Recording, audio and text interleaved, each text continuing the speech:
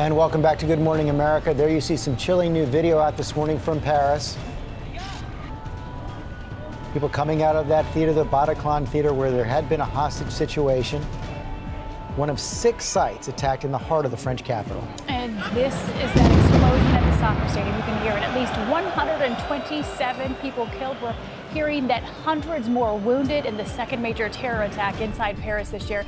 ISIS has claimed responsibility. And this morning, we're learning that a Syrian passport was found on one of the 8 terrorists. And George, this is the 3rd major attack that ISIS has claimed responsibility for in just the last couple of weeks. In just the last couple of weeks, and the French President Hollande this morning declaring war on ISIS. Look at the timeline so you can see how quickly this unfolded and escalated last night. This is based on the very latest information that we have today. It may change as all of this moves forward. But according to the investigators, the first shots were fired at around 9:20 p.m. local time at Le Carillon Bar.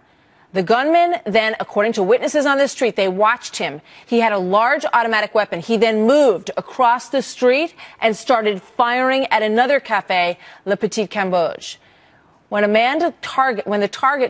He targeted diners there with a gun, and then he moved across to La Casa Nostra pizza shop as well.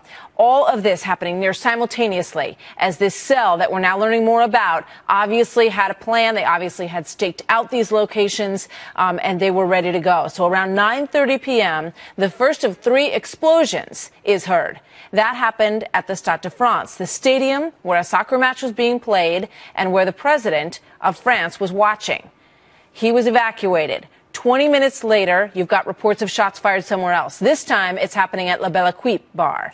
While all of this is happening, the gunmen have now taken more than 100 people. They've got them laying on the ground at the Bataclan Hall. They begin murdering them systematically, one by one. People are terrified. They're getting messages out of there. Other people we've heard have made their way to the rooftop. They can hear the gunfire that's going on in a terrifying manner on the levels of that theater. A few people, as we said, did escape. The terrorists then detonate suicide belts when they realize that the police are starting to move in. Again, all extremely well orchestrated. The carnage in Paris last night is now officially the deadliest terror attack in Western Europe in more than 10 years. Before this, the attack with the highest number of casualties was the train bombings, which you well remember, that happened in Madrid, Spain in 2004. 191 people lost their lives in that horrific attack. Shootings, bomb blasts, and a hostage siege. It was a night of terror in Paris, with 6 places targeted almost simultaneously. The first reports of gunfire came shortly after 9 p.m. local time from Le Carillon Bar in one of Paris's popular night spots. The gunman then crossed the road and turned his gun on the restaurant Le Petit Cambodge. Sirens blared as emergency services rushed towards the scene. At least 12 people were killed in the attacks on the bar and restaurant. The nearby Casa Nostra pizzeria was hit next. At least 5 people were killed there. At around 9:30 p.m. on the northern edge of the city, explosions were heard at the Stade de France stadium. 3 suicide bombers had blown themselves up outside while a match was being played. There was chaos as people fled the scene. This man says his mobile phone saved his life.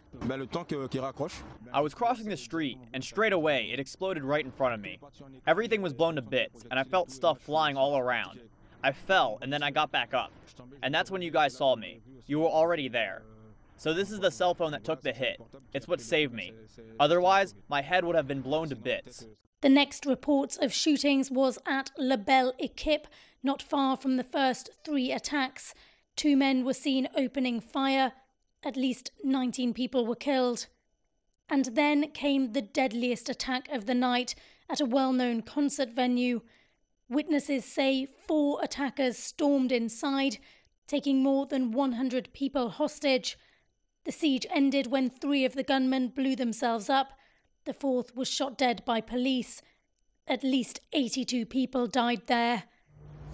By Saturday morning, the area had been sealed off as investigations continued at all 6 attack sites. So meanwhile, of course, the United States is also on high alert. Major American cities now stepping up their security in the wake of the Paris terror attacks. Here in New York, counterterrorism units are deploying around tourist landmarks. Law enforcement officials stress that there are no specific threats at this time, but they also say that obviously they are taking no chances. Brian Yanis is live in our New York City newsroom. He has been looking into this. So how are the law enforcement agencies responding to these attacks in Paris this morning?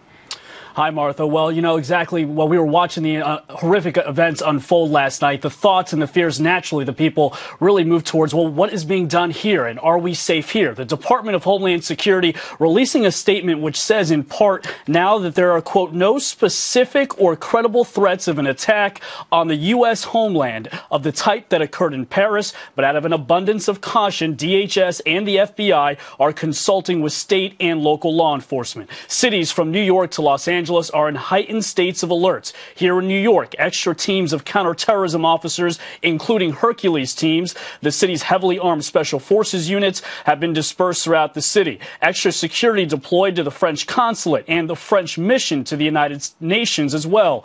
Increased check patrols of bags, buses, and trains also taking place here in New York. And in Philadelphia and Washington, D.C., there are extra patrols at public venues. In Boston, Boston Logan Airport and the State House also has extra security. And in Los Angeles, specific interest on those public venues like concerts. There was a Justin Bieber concert last night and a Snoop Dogg concert tonight in which there will be increased security, Martha. All right. So obviously there were bombings outside a soccer stadium, the shooting at Bataclan Concert Hall in Paris. And as you mentioned, those are going to be areas, stadiums, sporting events, concerts in this country where there's going to have to be increased vigilance. That's exactly right. Right now we're talking about hockey season and football season and basketball season, and we've gotten a few things. Last night in St. Louis at Busch Stadium, the U.S. men's national team was playing St. Vincent and the Grenadines, and there was already extra security. They added even extra security before that game where they had a moment of silence for the attacks in Paris. The NBA and NHL also say they have increased security measures at their games, and today at college football games, extra security measures at stadiums are up to each individual school. The NFL says that they have not increased security for games tomorrow because they feel as though their security measures are sufficient because they've been at already a heightened state of alert for some time now. Martha? All right, Brian, thank you very much. No problem.